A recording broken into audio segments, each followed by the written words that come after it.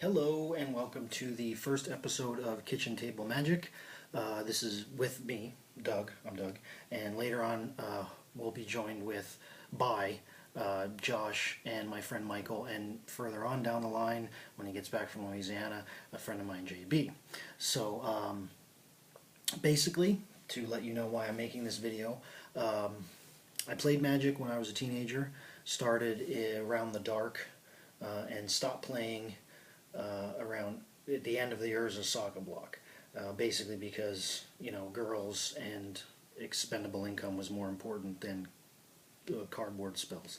So cards sat in storage basically for almost 15 years, and last summer I got all my cards out. I started flipping through them, seeing what I could mess around with, and a friend of mine, Josh, who also at the same time had gotten out his cards and started playing again, started coming over, him, Michael, and JB, and we started playing Magic. And it was probably about a month before I even bothered with any of the new cards. I had this real aversion to the new card frame. I just didn't like it.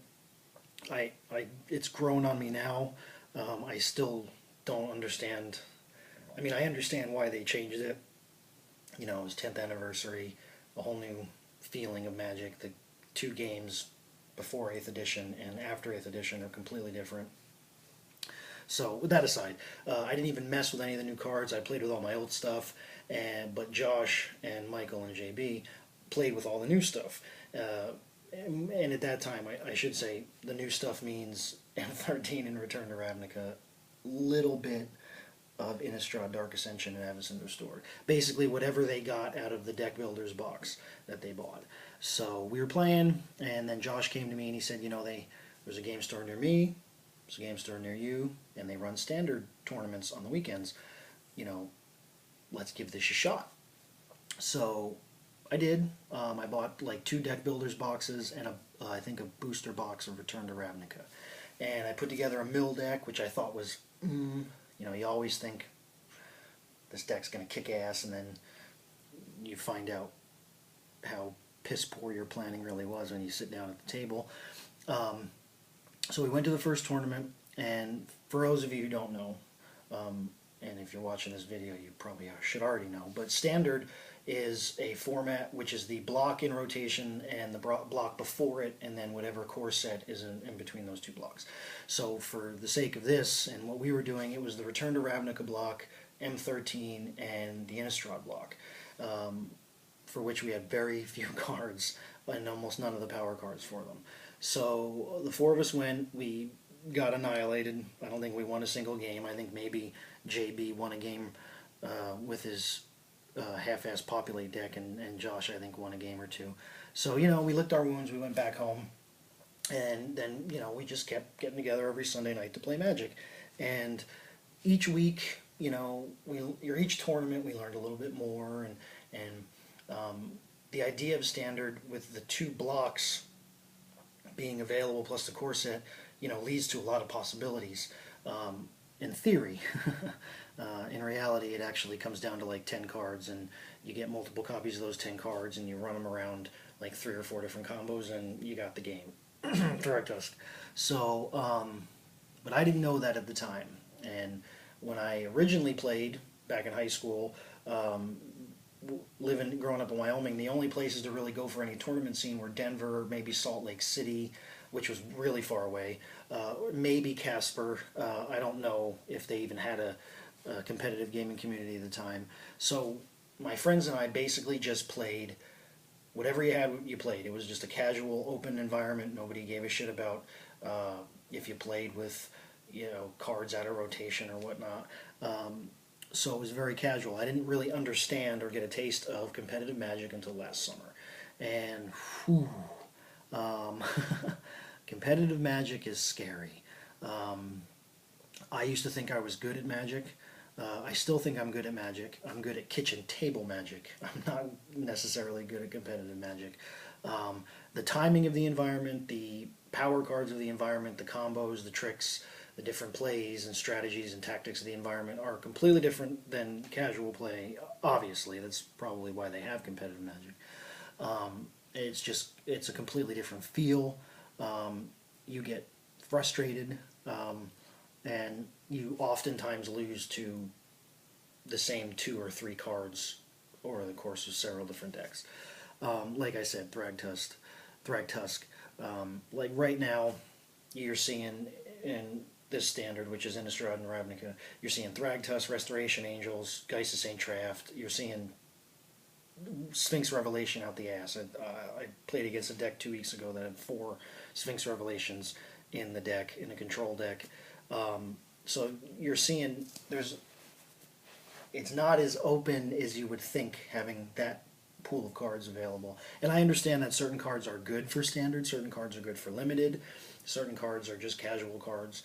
So I understand that breakdown. But getting into the casual or the competitive environment, it just irked the shit out of me. It's kind of like playing Call of Duty on Xbox Live or whatever PS3 calls its online service.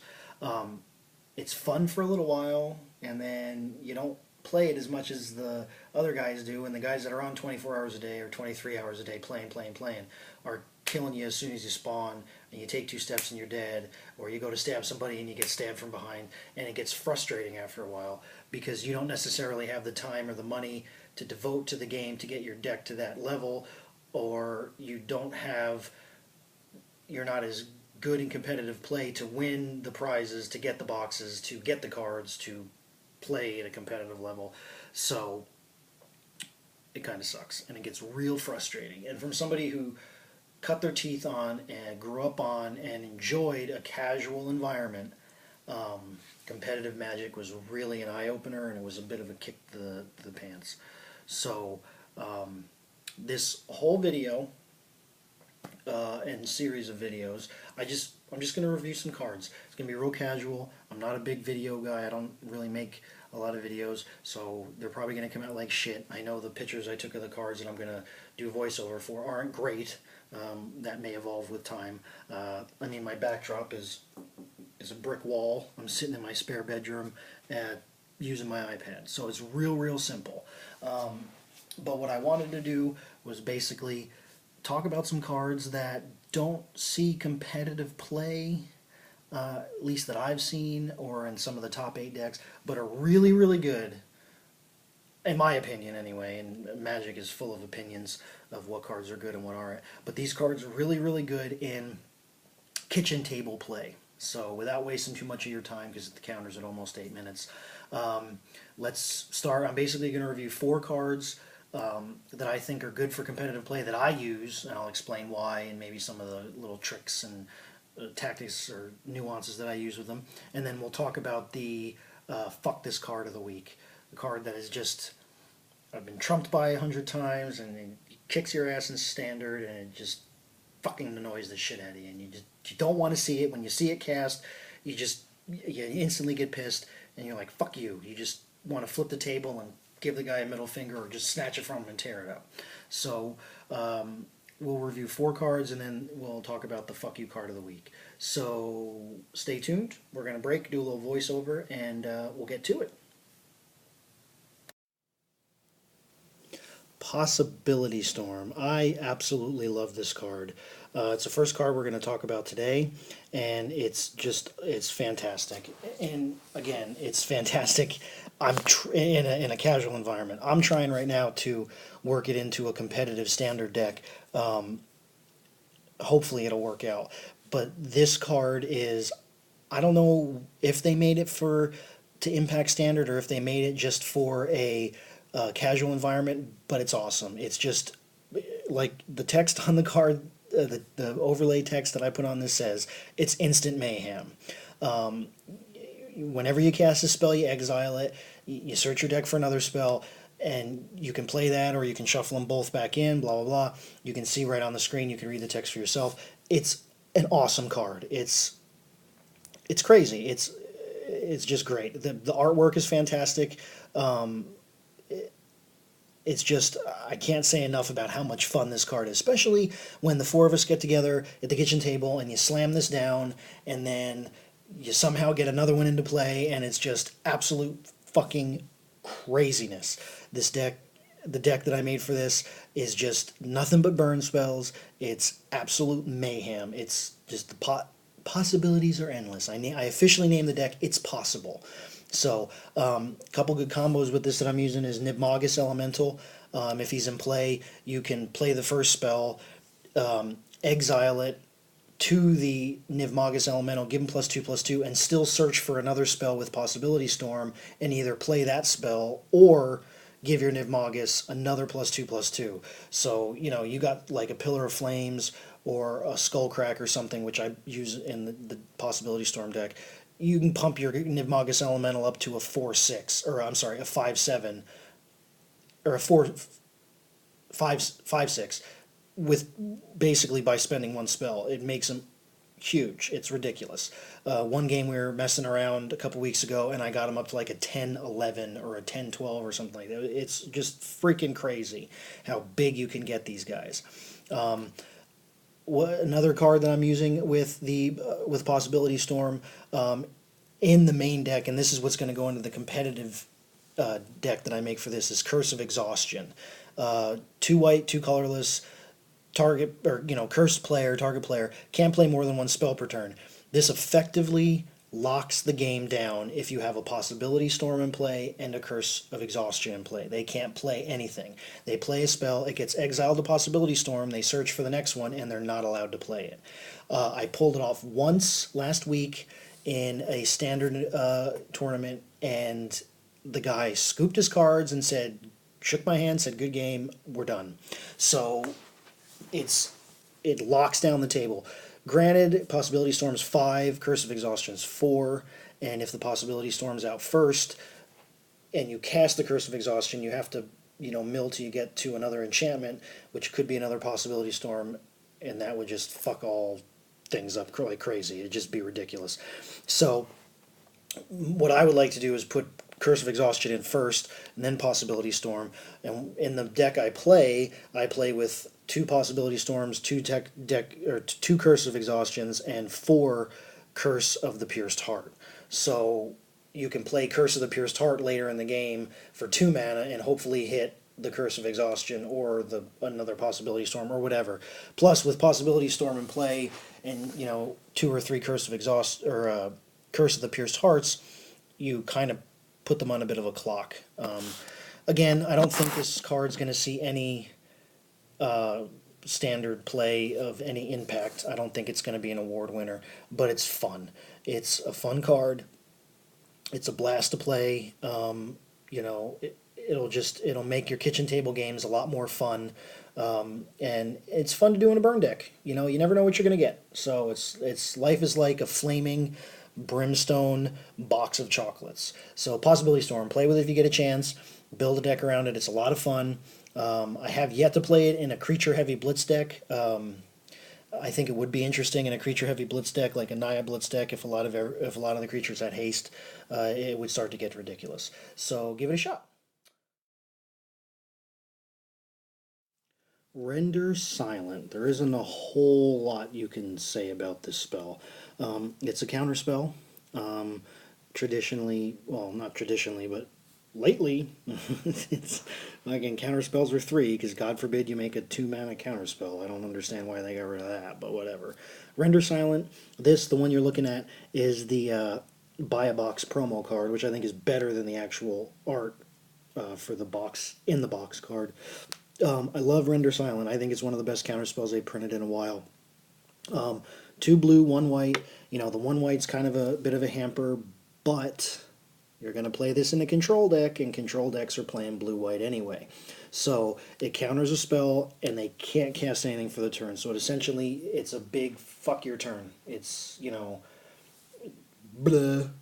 Render Silent, I've rendered silence the dumbest spells just to shut them down for the turn. Whatever they cast at the beginning of their turn, a lot of guys like to, play a Think Twice. Well, usually a Think Twice at the end of your turn, but whatever they want to play, first spell, blop, cut you down for the turn, lets me work my strategy a little bit more and get in what I want to do. Had it in the Possibility Storm deck for a little while, so I could slow you down before the Curse of Exhaustion came out. Or when the Curse of Exhaustion was already out and I didn't have the Possibility Storm out, I'd use the Render Silent to, although it's kind of wasted with Curse of Exhaustion because they can only play one spell anyway, so you're shutting them down isn't doing any good. But love this, love this. Great in casual play, great in kitchen table Magic. Pisses people off when they sat through your whole turn, which, and you know, when you play kitchen table Magic, turns take like fucking 20 minutes because you're bullshitting with each other and you're eating chips and, you know, you're doing this and you're doing that. And then you slap down Render Silent and you're like, you can't do anything. Go ahead and attack me, go ahead and do this, but you're not going to use any of your pump spells. You're not going to do any of this. Doesn't stop Bloodlust. Not Bloodlust. The fuck am I saying? Blood Rush. Doesn't stop Blood Rush, because that's not a spell. It's an ability. But it really does shut a lot of things down. It's great in a control deck. Love this card, love this card, love this card. We'll play with it for years. So, very enjoyable. And I love the art. It's just a big... It's like bureaucracy has gotten in your way, and the flavor text is great. You have them returned to you if you sign a petition. So it's just bureaucracy at its best. So play with it. Great card.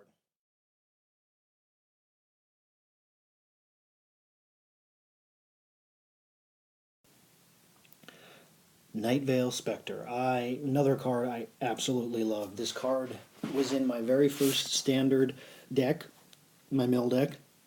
It's just great. It's one of my favorite cards out of Gatecrash. The artwork is phenomenal. It just looks like the Reaper on a mutant bat. It's just ridiculous. It's, I like the hybrid mana that Wizards did. I like that whole deal, or whatever you want to call it. I think it's a good idea. It's flavorful. It's cool. It's play it in a blue deck, play it in a black deck. Like I said, I played it in my blue black mill deck. So being 3 mana, hard mana like that, it shouldn't have any trouble casting it in any type of deck, even if you're splashing it. Well, no, if you're splashing it, that's going to be difficult to cast. But like I said, it's blue-black, never had a problem with it. Pretty robust. It's a 2/3 flyer. It's got evasion, it's got flying. It's a 2/3 flyer for 3 mana. Not bad. It's still going to die to your basic removal spells and whatnot, but it's its ability that makes it a pain in the ass. So many opponents have cursed me because of this card. Summon it on turn 3, attack on turn 4, and before you attack, or even after you attack, throw down a Chromatic Lantern. That's what I did. My very first deck, it was like a little mini game in there. Is 4 Nightveil Specters, 2 Chromatic Lanterns, and then would guarantee that I can cast anything I exile with this card. And it didn't work too often in a standard environment, but when it did, it really pissed off the opponent. One time I got a Geist of St. Traft, another time I got a Restoration Angel. So you're going to get value out of this card, even if you're not casting what you take from them, you're still preventing it from going into the graveyard, because you're not milling it in a traditional sense.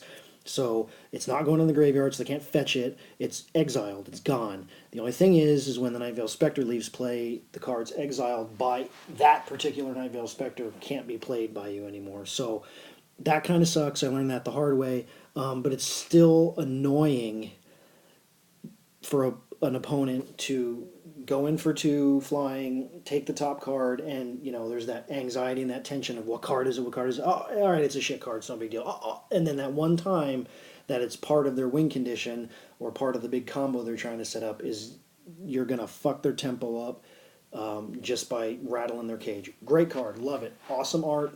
One of my favorites out of Gatecrash. I got a 4 set, and awesome. Play with it all the time. Love it. Blue decks or black decks, great. Absolute fucking beast of a creature. More, like I said, and that's the point of these videos, more tabletop than anything. Most of the time it dies in standard to Searing Spears or removal spells, or I'm not too sure if Abrupt Decay can kill it. But it does get removed pretty quick. Plus, the good thing in Standard, too, is a lot of people want to get rid of it because they know what it does.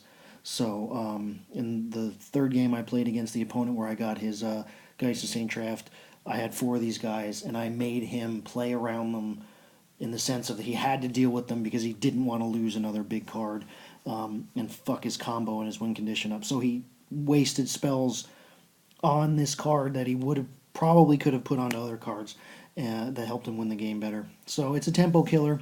It's a great card. It's very flavorful. It's fun to mess around and cast your opponent's stuff.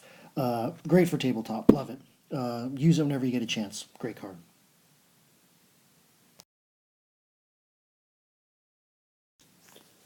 Five Alarm Fire.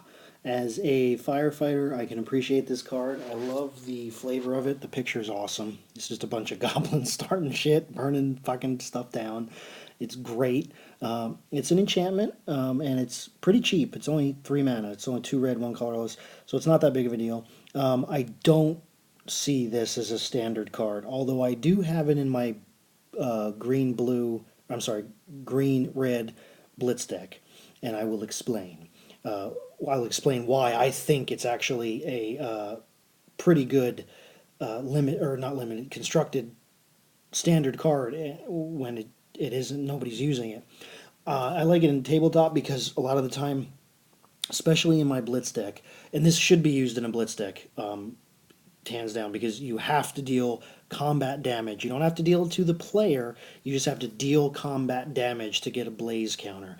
So when you're playing with a blitz deck like Naya Blitz, or just any blitz deck where your creatures, you're attacking and you're summoning and you're attacking and you're summoning, you're gonna get a lot of blaze counters on this quickly. I summoned this turn 5 one game, and within that turn in my blitz deck, I got all 5 blaze counters on it. So, and you remove the blaze counters, and it's basically a Thunderous Wrath. You either deal 5 damage to a creature, 5 damage to a player in a blitz deck. You know, blitz decks have problems with big creatures, and sometimes they have problems with stall, mid to late game, where they can't get through with enough damage to end the game, and this bad boy can do it. That's why I honestly think that this card is standard worthy. People will argue with me, and I'm sure I'm not that great of a Magic player. I'm sure the people who know what they're talking about are going to tell me, fuck you, it's not a good card. But I think it is. I think it's a great card for standard. It's in a blitz deck, basically only. I don't think it's going to be very good in anything else, but it's a good card. You get those cards on, those blaze counters on there quick. They pile up, and you don't have to sacrifice the enchantment when you use the blaze counters. So it can continuously become a problem. And again, in a blitz deck, you all out alpha them, and either they're dealing damage to the player or they're dealing damage to other creatures. And that's combat damage. That's a blaze counter per creature. You're going to have at least between 3 and 6 creatures attacking in a blitz deck anyway. You're going to get stuff on there. Either finish off their last guy, their big beefy guy, or, take out the Restoration Angel or something that has evasion that you can't get at, or bing, 5 damage to them, game's over, or puts them within that lethal range where you can kill them. Love this card, one of my favorites out of the set. Love the flavor of it. I like what it does. I like that it's kind of something new. And like I said, as a fireman, I can really appreciate this card. So, and those goblins just look like they're having fun. Great flavor. Great flavor. Play with it at the kitchen table. Mark my words, it's going to be a standard-worthy card. Actually, mark my words, it probably won't. But whatever, I think it should be a standard-worthy card in Blitz/Naya Blitz decks. It's a powerhouse. It's a powerhouse. It has never done me wrong, people. It has never done me wrong. Pick it up, play it. Great card.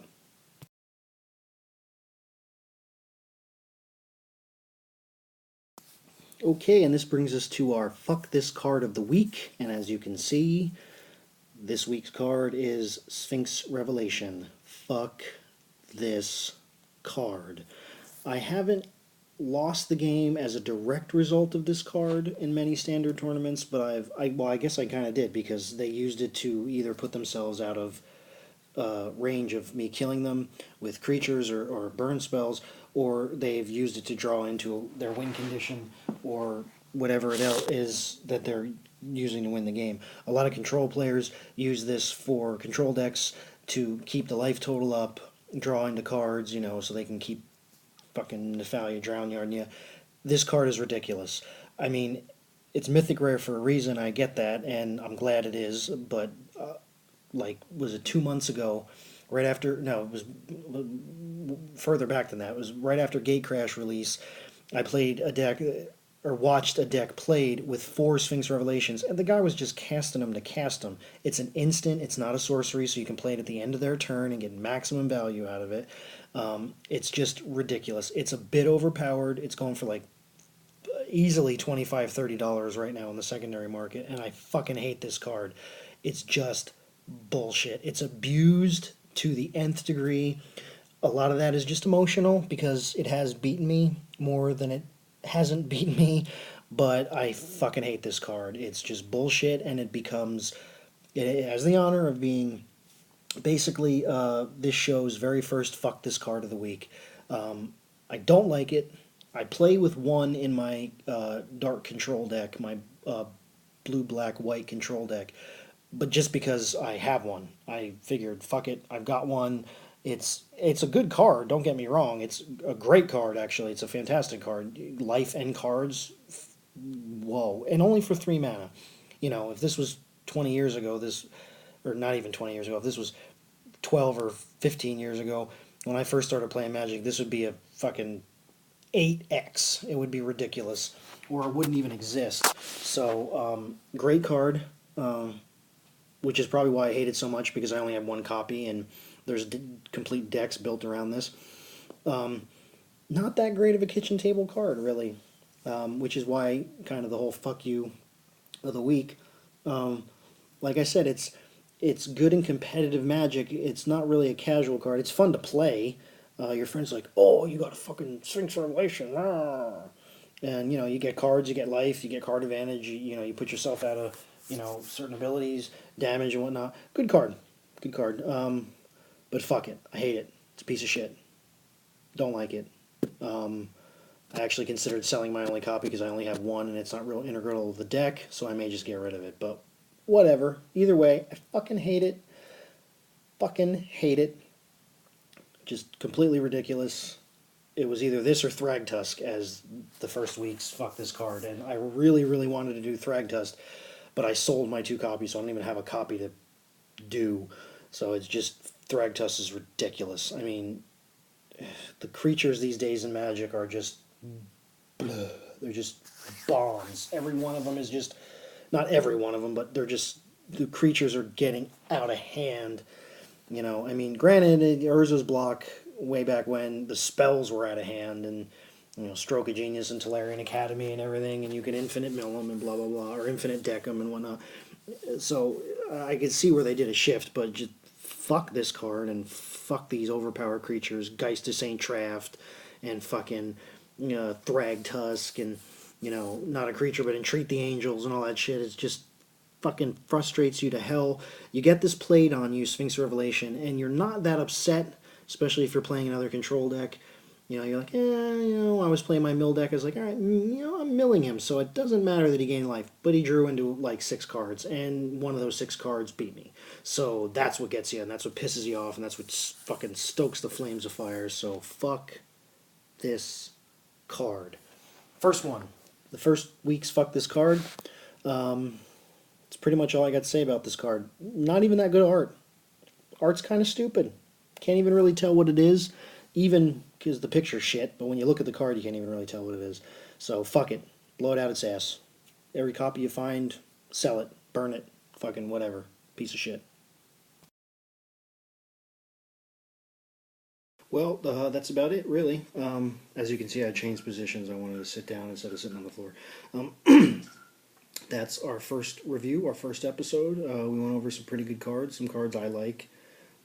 Really like, actually, and one card that I think is a complete fucking douchebag piece of shit. And so I hope you enjoyed it. Comment below, and let me know what you think. And hopefully we'll be getting one of these out each week, depending on time, which I should have time, because we get together every Sunday pretty regularly. So we should be able to, review some cards and whatnot and see what's up. So thanks for tuning in. I appreciate it. Like I said, comment below. Tell me what you think. Tell me what you think about the opinions of some of these cards, how they've worked for you, how they haven't worked for you, and I want to hear some stories about how bad Sphinx Revelation has fucked your day up. That fucking card is ridiculous. So thank you very much. This is Doug signing out.